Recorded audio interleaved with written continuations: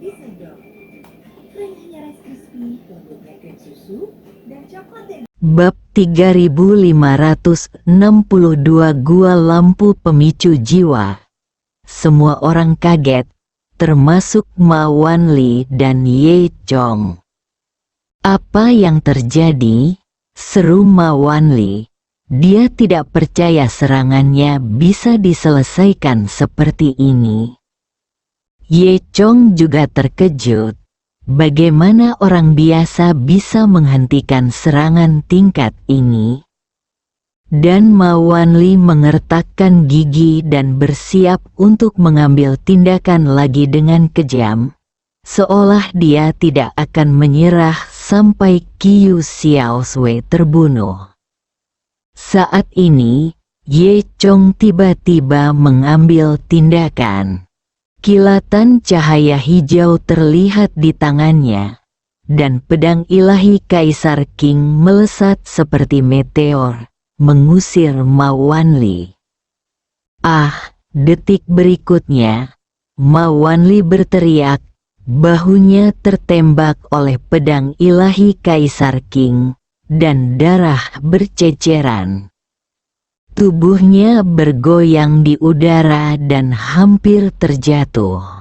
Kamu bajingan, tunggu saja, aku tidak akan melepaskanmu, Ma Wanli berkata dengan kejam, lalu menahan rasa sakit dan bergegas untuk melarikan diri. Ye Chong kemudian kembali ke Qiu Xiaosui dan bertanya dengan prihatin, apa kabar? Xiaosui, kamu baik-baik saja.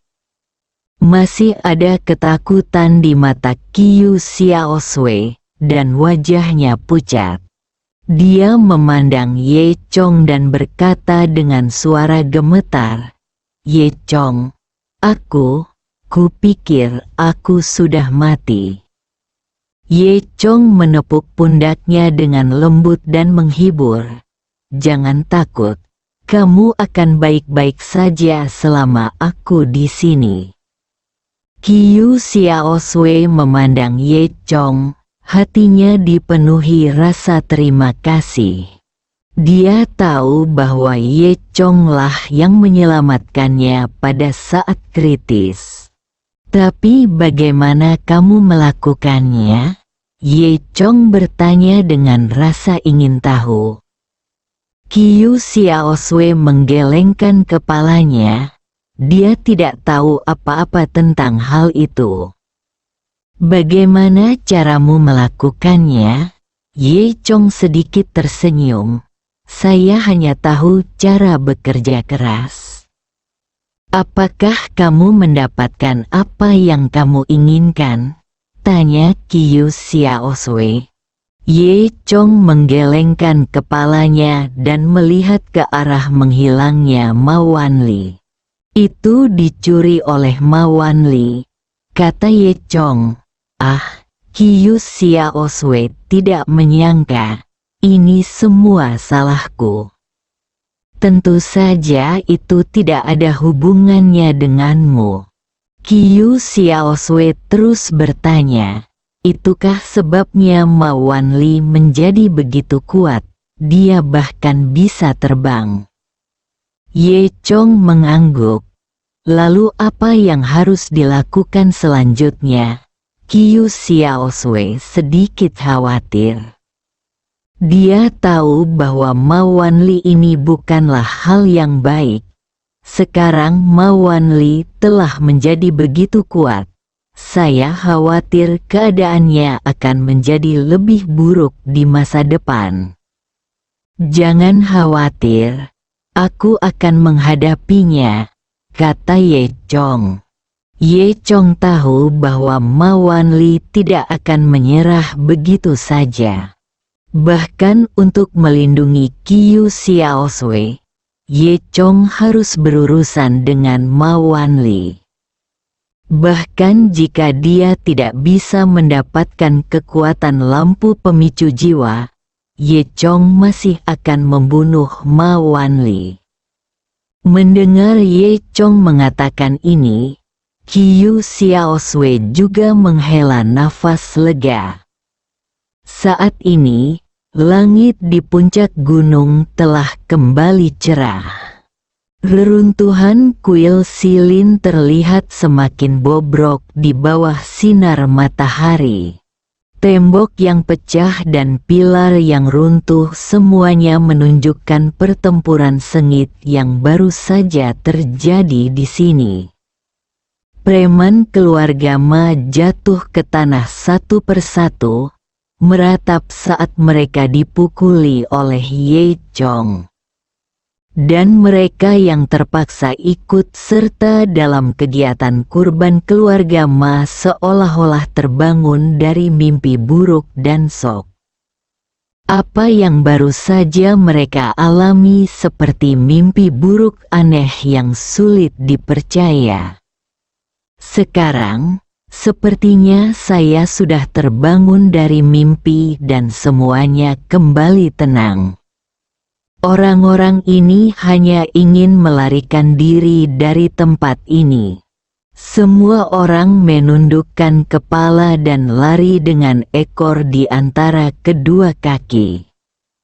Langkah kaki mereka tergesa-gesa, seolah-olah roh jahat sedang mengejar mereka, dan mata mereka penuh ketakutan dan kegelisahan.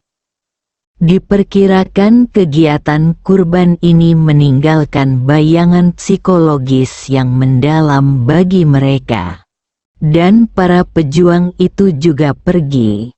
Sebelum pergi, mata mereka tertuju pada Ye Chong, mata mereka penuh kekaguman dan iri hati. Mereka ingin mengenal Ye Chong, tetapi mereka tahu bahwa jarak antara mereka dan Ye Chong terlalu besar dan mereka tidak berani melakukan kesalahan. Mereka tahu bahwa kekuatan Ye Chong jauh melebihi kekuatan mereka, dan pukulan sebesar itu bukanlah sesuatu yang harus mereka lakukan. Akibatnya, semua orang enggan pergi. Orang-orang di gunung berangsur-angsur bubar, dan daerah sekitarnya menjadi lebih tenang. Qiu Xiaosui berdiri di samping Ye Chong. Melihat kerumunan itu perlahan menghilang, dia bertanya dengan lembut, "Ye Chong, apa yang harus kita lakukan selanjutnya?" Tatapan Ye Chong ditarik dari kejauhan. Dia merenung sejenak, lalu berkata, "Aku akan melihat lagi ke dalam gua di sana. Mungkin ada petunjuk di sana." Mata Qiu Xiaosui menunjukkan sedikit rasa ingin tahu dan dia berkata, "Kalau begitu aku akan pergi bersamamu." Ye Chong tersenyum sedikit dan mengangguk, "Oke. Ayo kita lihat bersama." Bagaimanapun, sekarang setelah lampu pemicu jiwa hilang, tidak akan ada bahaya apapun di dalam.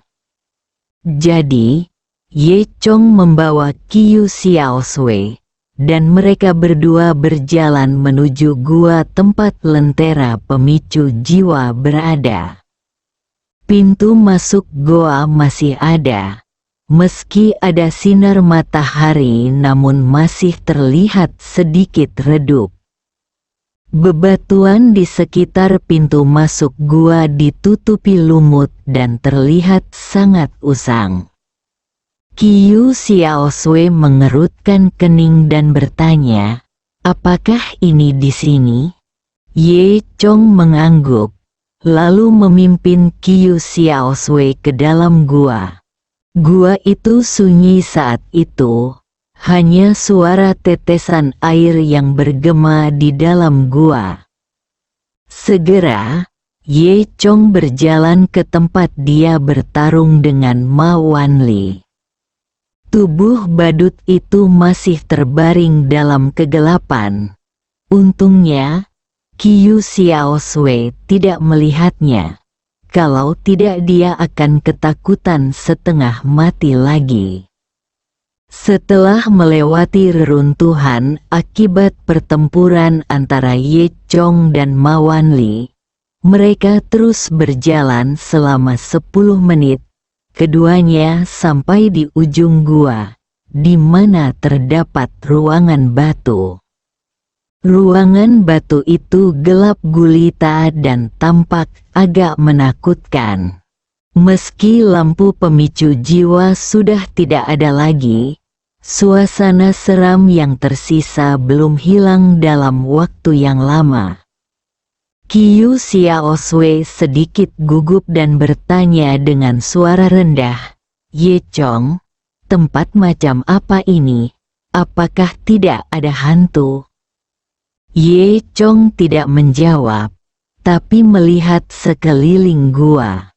Meskipun lingkungan sekitarnya gelap, itu tidak berarti apa-apa bagi mata Dewa Naga Ye Chong. "Ye Chong, apakah lampu pemicu jiwa yang kamu sebutkan di sini?" Qiu Xiaoswei bertanya dengan suara rendah, suaranya bergetar. Ye Chong menggelengkan kepalanya dan berkata, "Dulu ada di sini. Tapi sekarang sudah diperoleh oleh Ma Wanli." Setelah itu, Ye Chong mencari dengan hati-hati di dalam gua, memeriksa setiap sudut. Namun, tidak ada petunjuk. Akhirnya, Ye Chong berhenti di depan tembok batu. Matanya tertuju pada dinding batu yang sangat halus dengan retakan di tengahnya. Retakan ini tidak mencolok dalam cahaya gelap. Jika bukan karena mata Dewa Naga Ye Chong, dia tidak akan bisa menemukannya. Qiu Xiaoswei mengikuti Ye Chong dengan cermat. Dia mengikuti pandangan Ye Chong dan memperhatikan celah. Sepertinya ada sesuatu yang salah di sini. Ye Chong mengangguk. Dia mengulurkan tangannya dan dengan hati-hati menyentuh celah itu. Tiba-tiba, dia merasakan sesuatu yang tidak normal di celah itu. Dan kemudian semburan energi sejati diam-diam mengalir ke dalamnya. Tak lama kemudian, terdengar bunyi klik-klik di dinding. Berawal dari retakan, potongan besar permukaan halus dinding tersebut berjatuhan. Seluruh dinding sepertinya telah melepaskan lapisan kulitnya. Saat lapisan dinding terkelupas dengan bersih, isi di dalam dinding muncul di depan mereka berdua. Itu adalah rangkaian mural bersambung.